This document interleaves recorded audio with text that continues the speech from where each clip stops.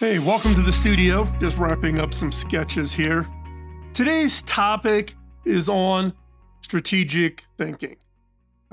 Given today's world with all the news happening and everything constantly changing, a question that I get quite often is, how do you deal with this unexpected? Well, you don't have to deal with it. The key is, do you plan for it? So what you find out in the general world is most people are just scrambling to adapt to whatever the unexpected is, whatever the morning's headline is. However, there are a select few people that are already 3 steps ahead of everybody. They saw the change coming, they prepared for it, and they positioned themselves to benefit from it. But how do they do that? What's their strategic weapon? What is that secret weapon that they have? It is their thinking skills, specifically their strategic thinking skills. So I've put together this episode, and by the end of this episode, you'll master what I think are the 6 most powerful strategic thinking skills. And I'm going to give you 5 practical frameworks, exercises on how to apply this to your decision-making abilities. Not just the skills, but the important part here is how do you apply it. You'll develop the same mental toolkit used by all these people that are out there that people get tagged as visionary leaders and innovative thinkers. They don't have special insight. They do dedicate the time to think deeply, and to apply their strategic thinking skills. And you'll discover exactly how to apply them. This isn't just a theoretical sit back and learn. This is really about how do you spot the opportunities that others miss, and how do you avoid the pitfalls that trap even the smartest people. So let's start off, but before we dive into the specific techniques, let's get it clear on what strategic thinking actually is. Unlike tactical thinking, which focuses on immediate tasks, or operational thinking, which concentrates on efficiencies and processes, strategic thinking is about seeing the big picture and, most importantly, in my mind, a longer time frame. Think of it like this. Tactical thinking is playing the next move in chess. Operational thinking is mastering the rules and standards and the standard patterns that you see in a chess game. But strategic thinking is understanding the entire board and planning several moves ahead. How do you become a master chess player? By applying that strategic thinking. How do you become a grandmaster in the business world? Is your strategic thinking skills. Developing a strategic mindset starts with training yourself to look beyond the immediate outcomes.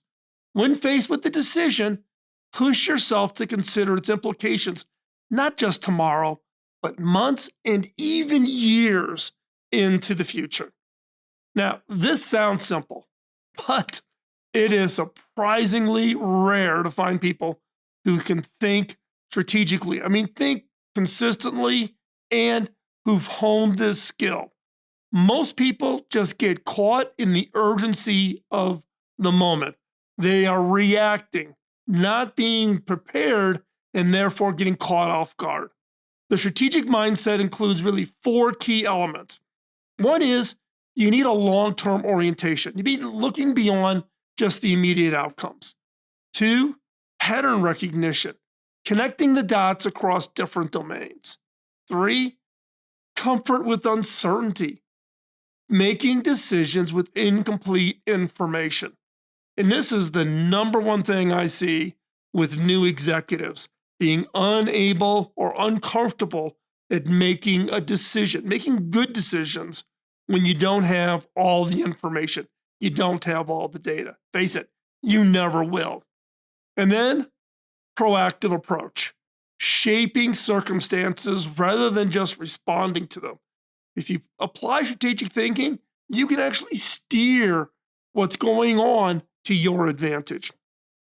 Now, once you shift from reacting to anticipating, you start to design the game rather than just playing the game. But how exactly do you develop these abilities? That's what we're going to explore next with the 6, what I think are the most important strategic thinking skills that really form the foundation. So let's talk about skill number 1, second order thinking. This first skill in second order thinking is something that I think most people do it, they just don't consider it. But most people just focus on the immediate results of their actions. That's the first order effect. If I make this decision, this happens. Strategic thinkers ask, and then what? That's the second order. So let me give you an example. When streaming services first appeared, many film studios only saw the first order effect. Wow, a new revenue stream. And they licensed their content. However, Netflix, thinking several steps ahead, saw the second order effect. By gathering data on viewing habits and building a relationship with viewers, they could eventually create their own content and reduce dependencies on the studios. While studios were playing checkers, Netflix was playing chess. To practice second order thinking, get in the habit of asking yourself a series of questions after your initial analysis. Some of these questions could be, well, if we do X, what happens next? And after that, what happens? How much these circumstances impact other factors of our business, our industry, our competitors? And then, what feedback loop might emerge over time? Netflix really tuned in on using viewer data.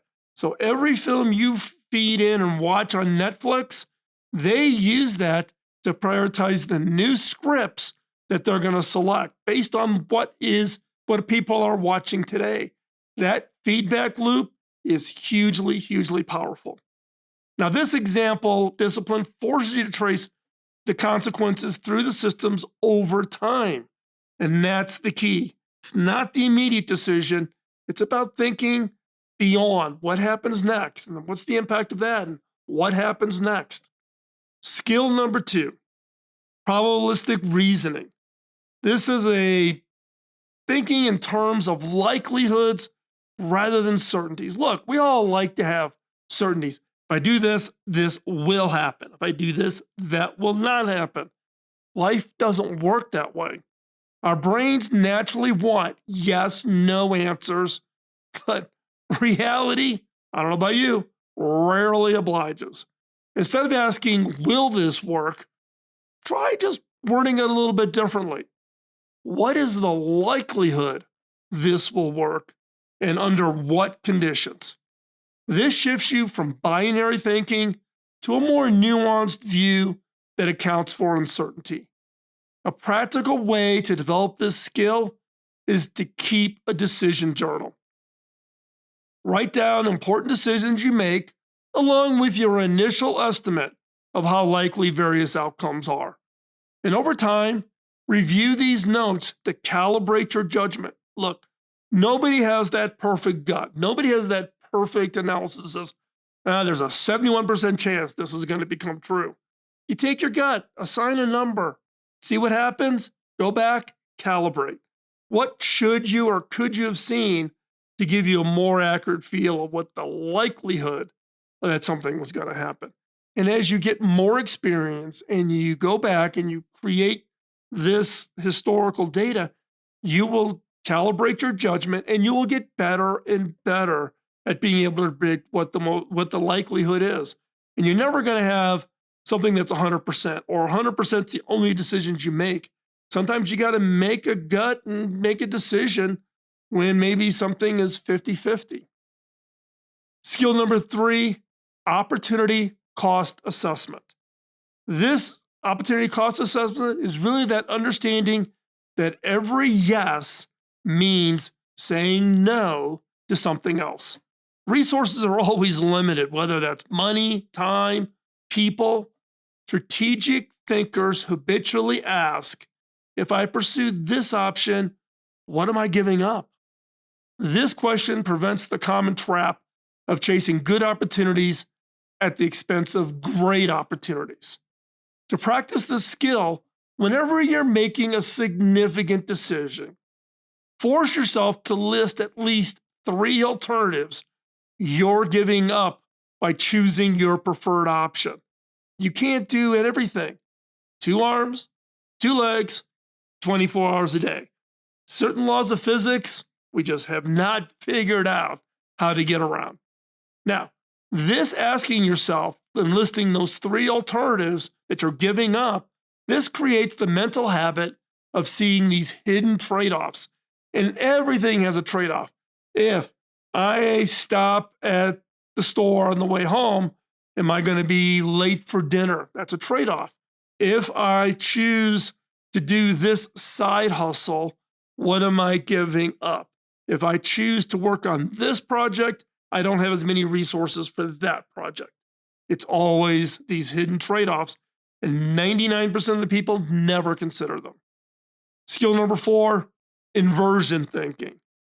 Now, inversion thinking is somewhat counterintuitive. Instead of asking how to succeed, ask how you might fail. Imagine you're launching a new product.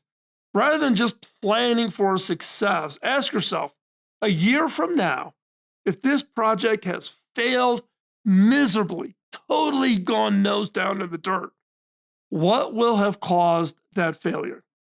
This perspective reveals potential problems you might otherwise miss. This approach, sometimes called pre-mortem, not post-mortem, pre-mortem, think about it ahead of time, is remarkably effective at exposing blind spots in your thinking and strengthening your plans, strengthening the overall process of getting this product into the marketplace. Skill number 5, scenario development. Scenario development is one that's been around for a while, but it's really your ability to envision multiple possible futures. Look, I have spent the majority of my last 30 years of my career has been focused in a good chunk, probably 30% of my job is looking out and trying to predict the future. For years, for decades, I would do a end of December video. You can go find them online at HP or on the Cable Lab site, predicting the future. Now, I was pretty good at it after a while. You kind of get tuned into it, but you're never 100%. Scenario says that there's multiple futures, and it's never a single predetermined path. This range of possibilities creates multiple paths, and you're keeping your eyes open as to which path is emerging or not emerging. Strategic thinkers don't try to predict exactly what's going to happen. In fact, if someone says they know the future, the one thing you will know for sure is that they're going to be wrong. Good, honorable, honest, high integrity strategic thinkers know and will not try to predict exactly what will happen or convey that they know exactly what will happen. Instead, they identify a few distinct possible futures and they prepare for each. You prepare for all of them. This whole process really creates resiliency and adaptability, because if maybe that future starts to become the most likely, well, you've already thought about it. You've already prepared for it. Now, to practice this skill, identify the 2 or 3 major uncertainties in a situation, such as, is the regulatory environment in Washington, D.C. going to change? Is the interest rates on business loans going to go up? What's the issues with intellectual property law change? There's all kinds of uncertainties. Pick 3 and then imagine how different combinations of outcomes might play out and how you could think differently about it. Don't aim for dozens of scenarios, just a few meaningful alternatives that cover the range of possibilities that are important to you. And then keep track of it. Keep them in front of you. And then as you maybe look at them weekly or monthly, go out and test which one is the most likely one that is starting to emerge. And then based on that, then you know which one to focus on. But the fact that you've thought about it You thought about those impacts. You've prepared yourself to be resilient no matter what happens across these three big things out there that could come in and impact you. That is what is one of the key benefits of having that long view, that forward view in strategic thinking. And then skill number 6, first principles analysis. We've talked about this. We've talked about it many times. Talked about it in my episode of my meetings. Give you one example. I've had multiple meetings with Elon, but there's an episode out there of just one of my meetings going into a little bit more detail. I've done episodes on first principles thinking, which is one of Elon's core skill sets that really differentiates. But this first principles, really, what is it? It's breaking down complex situations down to fundamental truths rather than relying on analogies or conventions or assumptions. It's the fundamental. Think about it's almost down to the level of the fundamental law of physics. So, for instance, when Elon approached rocketry, he didn't start with the assumption that using rockets to put things up in space is expensive. He asked, how do we do it? What are the materials? What are the processes? What are the things that drive that cost? And then what is it that they can do on a first principles approach on how they could do it differently, like reusable rockets, and therefore totally transform what it means to go to space. Now, to practice this skill, when facing a challenge, ask yourself, what are the fundamental truths that I know with certainty about this situation? And build your thinking up from these foundations and ask yourself, how do I change it? How could it be different? How could it be different? And then you start from those foundations rather than starting with assumptions or conventional wisdom, like, you put a rocket up, but then it's thrown away and you rebuild a new rocket for the next launch, which is what we've been doing since the beginning of rocketry. You challenge yourself. Now, we talked about the 6, what I think are the most important skills individually. Now, you might be wondering, how do they work together in practice? So let's look at how these abilities combine to create truly strategic thinking. Now, in reality, the power of strategic thinking emerges when these 6 skill sets work together. There are no complex challenges that can be solved with just one approach. Instead, strategic thinkers draw from this toolkit, applying different skills as the situation demands. Let's go back to thinking about chess. Chess grandmasters don't just rely on calculating the next move, which would be tactical thinking, but combines pattern recognition from past games with scenario planning about future moves, all while assessing the opportunity costs of different strategic options. So, this grandmaster applies 3 of the 6. Similarly, you'll find yourself naturally combining these skills. When evaluating a major decision, you might start with second order thinking.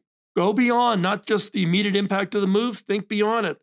Then apply probabilistic reasoning to assess various outcomes. What's the most likely this is going to happen, or what's the most likely that's going to happen, while using inversion thinking to identify potential pitfalls. So, how do you develop these skills into habits that you can apply automatically? That's what we're going to explore next. I've got 5 practical exercises to strengthen your strategic thinking muscle. And these aren't what I would call straight exercises. These are examples, exercises, mindsets on applying strategic thinking to some of the more likely things that you're going to apply them to. So let's jump in. So these 5 cover a whole range of areas. The first one up is one that we've talked about a little bit before already, and that's pre-mortem.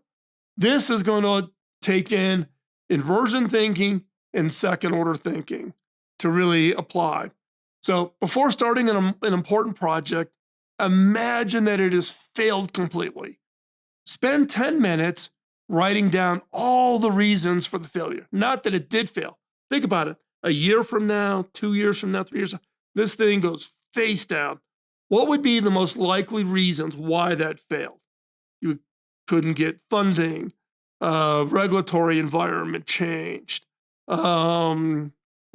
competitors did something, right? Spend 10 minutes, write down all the reasons for the failure. Now, this exercise leverages both inversion to expose potential problems before they occur. To conduct really an effective pre-mortem, vividly imagine the project does fail 1 year from now. List as many potential causes of failure as possible. Be specific of what went wrong and why. Prioritize the most likely or impactful failure points. Now, this most likely is what? You're going to rank it saying, okay, this one's got a 70% chance of being the reason. This has a 20% chance of being the reason. And now think through that exercise and think about how would you prevent that failure from happening? What would you do differently? What would be the scenarios in which that would happen? And how do you plan for that so that you're ahead on the thinking before the failure even emerges? Okay, that's exercise number 1. Exercise number 2 is what I call the 10-10-10 analysis. This is using second order thinking and opportunity cost assessments. So when you're making a decision, ask yourself how you feel about this decision 10 minutes from now, 10 months from now, 10 years from now. 10, 10, 10. 10 minutes, 10 months, 10 years. This forces you to consider different time horizons and avoids our natural human habit of short-term thinking.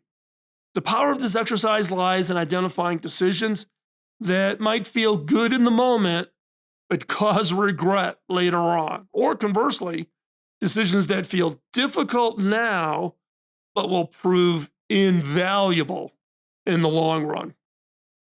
And apply that. When you get ready to make a decision, any decision, apply the 10-10-10 and see if you do feel differently. If you do feel differently, ask yourself, why? What's holding me back from making this decision? It's uncomfortable now because I've got to do something maybe with resourcing or budgets or whatever. But thinking about it in the 10 minutes, 10 months, 10 years, you get the feel for why am I uncomfortable and forcing yourself to really think about what decision you should make. Exercise number 3, future back planning. Future back planning. Now, this uses scenario development and first principles analysis. How to do this? Start by clearly defining a desired future state. Then work backwards to identify what would need to happen to reach it. Some people refer to this as backcasting.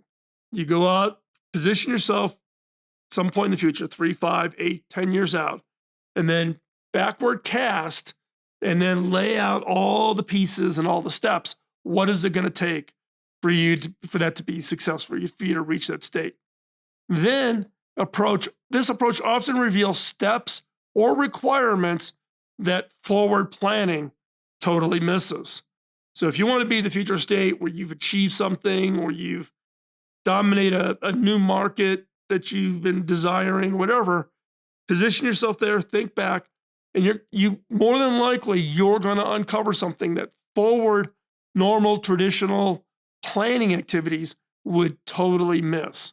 So for example, if you want to become a senior executive in 5 years, you from a career perspective, you want to be a senior executive, work backwards to identify the skills, the experiences, the relationships you need to develop along the way to be successful. Lay all that out, and now think about what do you need to do to make sure you make those happen. If you do forward thinking, you're only thinking about the next step. Well, the next step is I need to get skills. So I'm going to do an internship, or I'm going to do some of my own personal projects to build up my project portfolio, right? So that if you do that, you're going to get stuck in the serialization. Forward cast to the future, then backward plan That allows you to kind of see the bigger picture. That is strategic thinking, seeing that bigger picture. Exercise number 4, perspective shifting. Now, this is using probabilistic reasoning and first principles analysis. So, in this case, when you're stuck on a problem, try viewing it from drastically different perspectives. You've heard me use the term fresh eyes. We always need to be thinking about, how do I look at the problem differently? Because we all get caught in a rut. Our experiences, our expertise, schooling, whatever, we get caught in these ruts. How do you change that perspectives to see something fresh?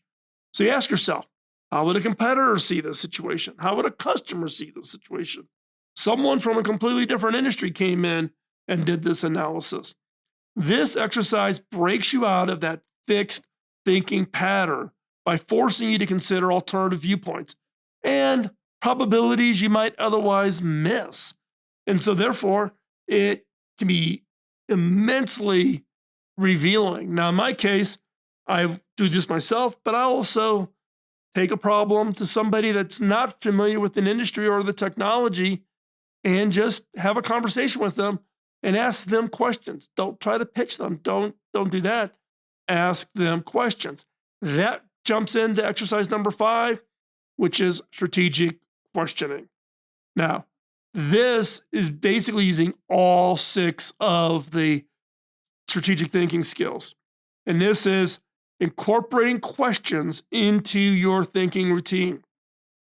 Questions such as, what am I missing? Well, that improves your probabilistic reasoning. What am I missing on what could not go or could cause this to be an issue, or the most likelihood of what's going to happen? I need data or more information to be able to determine what's the probability that X is going to happen. What would change my mind about this? So I'm thinking this, I've made this decision, but what would change my mind? Well, that is challenging, or the challenges of first principles. Did I make a decision based on an assumption? If I attack that assumption, is it different? Next is, what would make this decision look foolish in retrospect? This is inversion thinking. If I make this decision and then 3 years from now I look back, what would make this decision look foolish in hindsight? Next question is, what's the non-obvious solution here? Now, this is really prompting for second order thinking, right? Stopping at not that immediate decision, but if I make this decision, what's next? If I make that decision, what's next? Getting beyond just kind of the shoelaces and being able to get your head up and looking out towards that future. Another one is, what am I giving up by choosing this? So this is opportunity costs. And we should always be thinking about opportunity costs, because everything has an opportunity cost. You choose to sleep in rather than working on your book, that's an opportunity cost. You choose to do a side hustle, the opportunity cost is time with your kids. Everything has opportunity costs. Think about that. Another one is, how might different futures affect this decision? So how the outcome of an election, the merger of 2 companies, finding a spouse, how might different futures affect whatever decision? This is scenario development. And you can apply scenario development to everything, whether it's scenarios for choosing kids to go where your kids are going to go to college, to finding a spouse, to what companies you should work for, and think about that from a career perspective. So I would encourage you, think about scenarios more broadly than just the business problems. Now, the key to all these exercises is consistency.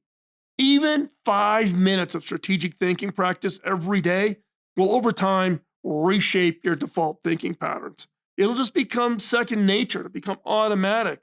But how do you incorporate these practices into your busy life? My life is busy. I've got a full-time job, more than a full-time job as a CEO. I have my studio doing work and advising companies and entrepreneurs and people that I'm willing to invest some time in. I'm doing content creation for the channel for you. I'm a busy person, but all of us can find a little bit of time in practice and build up our exercise. So let's talk about how you do that. The true test of any skill is whether you use it in daily life. But here's how to make strategic thinking a natural part of your routine. Start small. Don't try to transform your daily routine with a big long list and checklist or whatever. Do not try to apply strategic thinking to every decision. You will quickly burn out and you won't make any decisions. Instead, choose one significant decision each day for a little bit of a deeper analysis. This might be a work decision, a financial choice, or even a relationship issue. There are four really what I would consider effective ways to integrate strategic thinking into your daily routine. One, create triggers for strategic thinking. So, for example, whenever you use phrases like I always or I never, pause and ask if you're falling into rigid thinking patterns. I always do this, or I always make this decision when this happens. Or whenever you feel pressure to decide quickly, someone saying, hurry up, I need to make a decision right away. Take a breath and ask what would happen if you delayed the decision by a day. 10 minutes, 10 months, 10 years. Could be 2 minutes, 2 days, 2 months, right? What happens if you delay the decision by a day?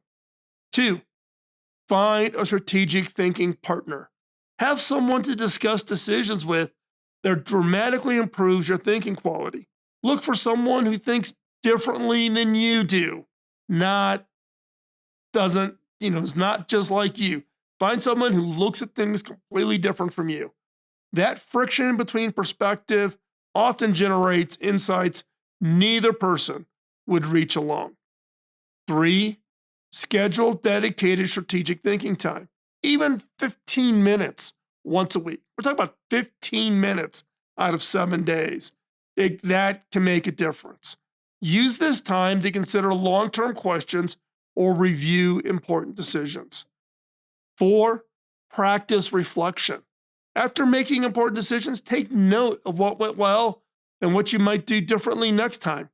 This will build your strategic muscle and your confidence in the decisions you make in strategic thinking. Now, balance is crucial. Strategic thinking doesn't mean getting lost in analysis paralysis, which is very easy to do. Sometimes a quick decision is better than a perfect one made too late. The goal is appropriate thinking, matching your mental effort to the importance of the decision. And perhaps most importantly, be patient with yourself. Strategic thinking is a lifelong journey. It's not a decision. You will have days when you fall back into reactive thinking, and that's okay. We all do it. The goal is progress, not perfection. And you can't operate in strategic thinking 24/7. Know when it's appropriate and then apply the appropriate skills to the problem, opportunity, decision that you're trying to make. And speaking of progress, let's wrap up the most important takeaways from today. So let's take a step back and review. We've covered a lot of ground in this episode, from understanding the strategic mindset to developing specific skills and practices. But here are the key points to remember. Strategic thinking isn't about predicting the future.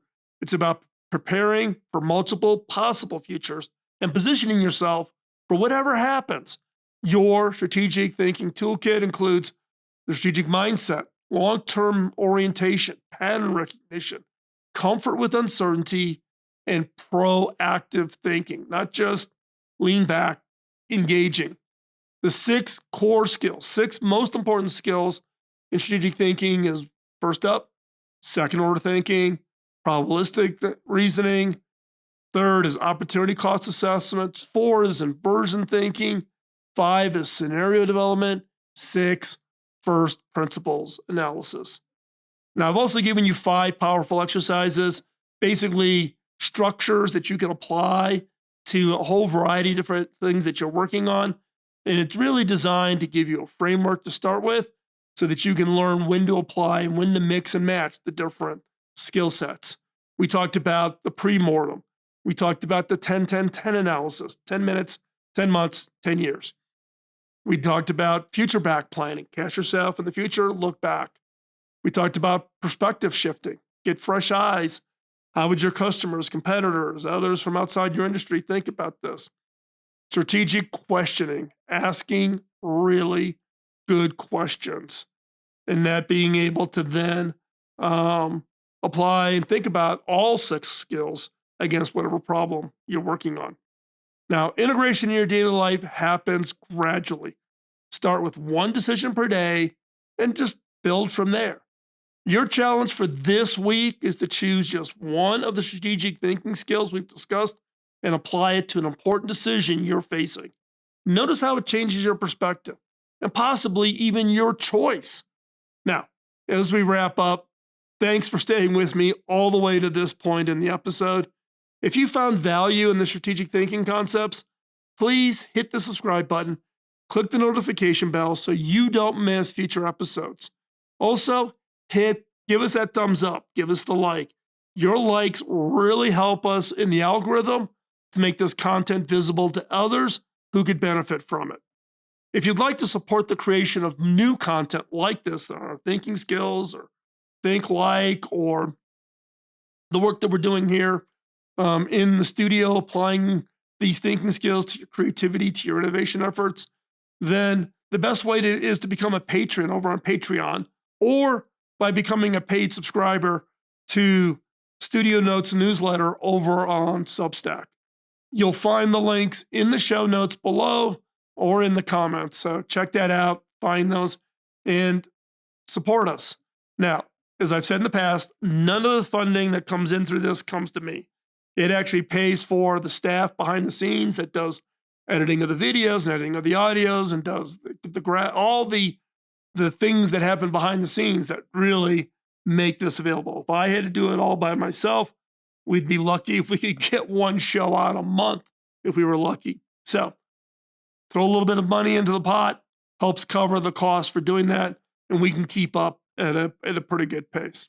Now, remember, strategic thinking at its heart isn't just about making better decisions. It's about creating options, understanding that future. It's optional futures, and it's really about creating options for your future self. So every time you think strategically, you're investing in possibilities that your future self will thank you for.